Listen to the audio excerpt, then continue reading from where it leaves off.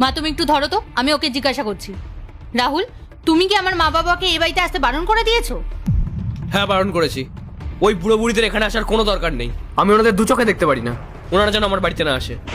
রাহুল, তুমি জানো তুমি এসব কি কথা বলছো? তোমার মাথা ঠিক আছে তো? মা, আমি তোমাকে পরে ফোন করছি। তোমার সাহস কি করে হলো আমার মা বাবার সম্পর্কে এরকম কথা বলার? হ্যাঁ, তুমি ওদের বারণ করে দিলে কেন? এটা কি তোমার একার বাড়ি? ভুল কি বলেছি? দুটোই তো বুড়ো হয়ে গেছে, আর ওই বুড়ো বুড়িদের সঙ্গে থাকা আমার পক্ষে সম্ভব না। বড্ড বিরক্তিকর। রাহুল, রেসপেক্ট দিয়ে কথা বলো। ওরা কিন্তু আমার জন্মদাতা বাবা মা। আর তোমার সাহস কি করে হচ্ছে তুমি আমার সামনে দাঁড়িয়ে আমার বাবা মার সম্পর্কে এরকম ভাষা ইউজ করছো? আর তুমি আমার সাথে কোনো আলোচনা না করে ওদেরকে বারণ করে দিলে কেন আসতে? এই দেখো পূজা, আমি ভেবেছিলাম ওনারা হয়তো মাঝের মধ্যে এখানে ঘুরতে আসবেন, চা মিষ্টি খেয়ে চলে যাবেন।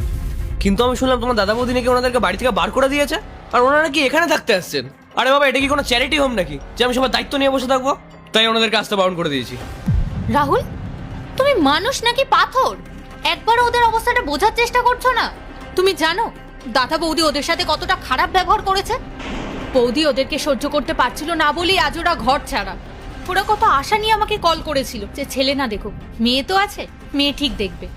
আর তুমি তুমি জামাই হয়ে ওদের মুখের ওপর না করে দিলে। দোষটা কার পূজা? তো দাদা বৌদির তো। এখানে আমার কি দোষ? আর তুমি এত চিন্তা করছো কেন? ওনারা যেখানে খুশি যাক, তাতে আমাদের কি আসে যায়? খালি খালি আমাদের সংসারে অশান্তি ডেকে আনার মানেটা কি বলো তো?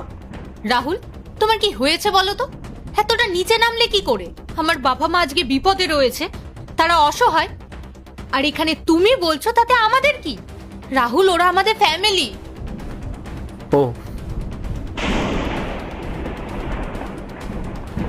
এখন তোমার ফ্যামিলির কথা মনে পড়ছে? কিন্তু বিয়ের সময় তো তুমিই আমাকে কন্ডিশন দিয়েছিলে যে বিয়ের পর এই বাড়িতে শুধু আমরা দুজন থাকবো। তুমিই তো বলেছিলে যে কোনো আপদ বিপদ ঝামেলা মানুষ তুমি চাও না। আমরা দুজন তো বেশ শান্তিতেই আছি, তাহলে মাঝখান থেকে নতুন আপদ নিয়ে আসার কি দরকার? খবরদার রাহুল, মা বাবাকে নিয়ে আর একটাও বাজে কথা বলবে না। ওরা আমার বাবা মা, আর তোমারও তো গুরুজন। বিপদের দিনে তো মানুষে মানুষের সাহায্য করে, আর সেখানে দাঁড়িয়ে আমি নিজের বাবা মার কথা তোমাকে বলছি। তাদের প্রতি তো আমারও একটা কর্তব্য আছে নাকি? বাহ পূজা, বাহ।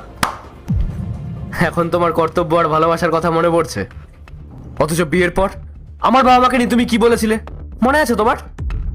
ওদের গ্রামে পাঠিয়ে দাও, আমি বুড়ো মানুষদের সেবা করতে পারবো না, ওদেরকে আলাদা থাকতে বলো। শুধুমাত্র তোমার কথায় আমি আমার জন্মদাতা বাবা মাকে আমার থেকে দূরে পাঠিয়ে দিয়েছি, আর আজ যখন সেই জিনিসটাই তোমার দিকে ঘুরে আসছে, তোমার তো গায়ে লাগছে কেন? রাহুল, ওটা আসলে আমি বুঝতে পারিনি। আমি ওদের সাথে অ্যাডজাস্ট করতে পারছিলাম না। কিন্তু তুমি বলো, ওরা তো আমার নিজের বাবা মা। ছোট থেকে আমি ওদের কাছেই মানুষ হয়েছি, আর আজকে ওদের এই